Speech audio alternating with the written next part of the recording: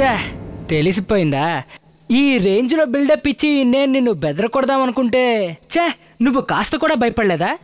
ఏంటి చిన్నబాబు, ఈ ఎస్టేట్లో ఎన్ని సంవత్సరాలుగా పనిచేస్తున్నాను.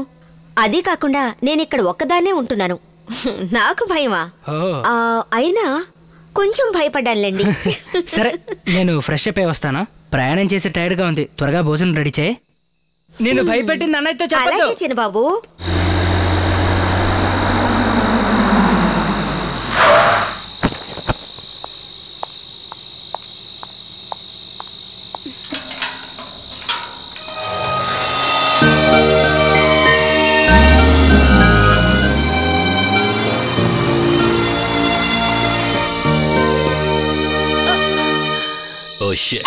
ఏమైంది?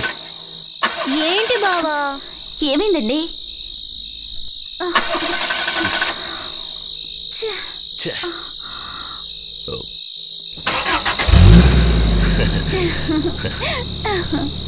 వెళ్దామా?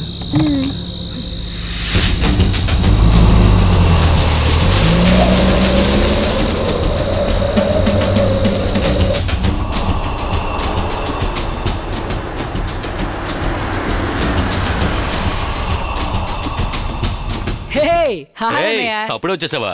గుడ్. ఏంటది నన్ను త్వరగా రమ్మని నువ్వు ఇంత తీరిగ్గా వస్తున్నావు, ఇదేమన్నా న్యాయమా? నువ్వు 30 కిలోమీటర్లు బస్సులో వచ్చినట్టు కాదురా, 300 కిలోమీటర్లు డ్రైవ్ చేసుకొచ్చావు.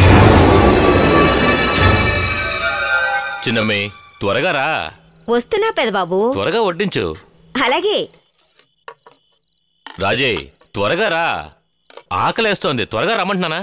అమ్మగారు మీరు రండి. వస్తున్నా.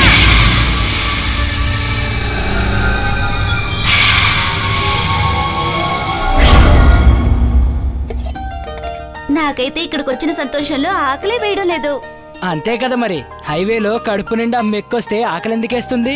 నాలా బస్సులో వస్తే కడుపులో రైళ్లు పరిగెడతాయి. చదువు సంచి మాట తెలియదు గానీ తిండంలో మాత్రం అయ్యగారు ఫస్ట్.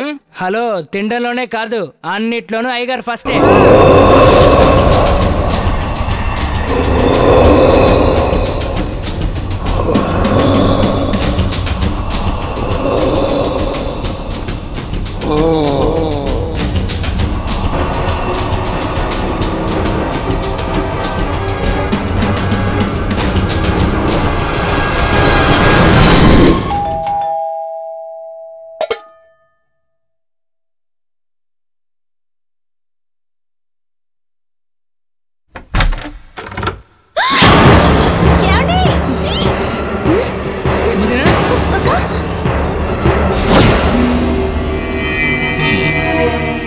రాజే ఇతన్ని చూసి భయపడ్డావా?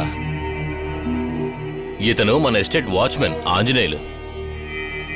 ఇతన్ని వెలుతురులో చూసే ఇంతలా భయపడ్డారా? ఇంకా చీకట్లో చూసుంటే అంతే. ఏంటి పెద్దబాబు? మీ ఆయనకి భోజనం పెట్టు. అలాగేనయ్యా. ఆంజనేయులు ఎలా ఉన్నావు? నేనొచ్చి చాలాసేపు అయింది, నువ్వు కనపడలేదేంటి? ఎక్కడికెళ్ళినా భోజనం టైంకి సరిగ్గా వచ్చేస్తాడు. ఎక్కడికి వెళ్తాడో ఏం చేస్తాడో ఆ దేవుడికే ఎరుగు. మెక్కడానికి మాత్రం టైంకి వచ్చేస్తాడు.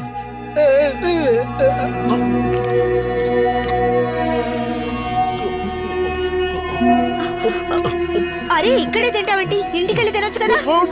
నీకే చెప్పేది, ఇంటికి వెళ్ళావు.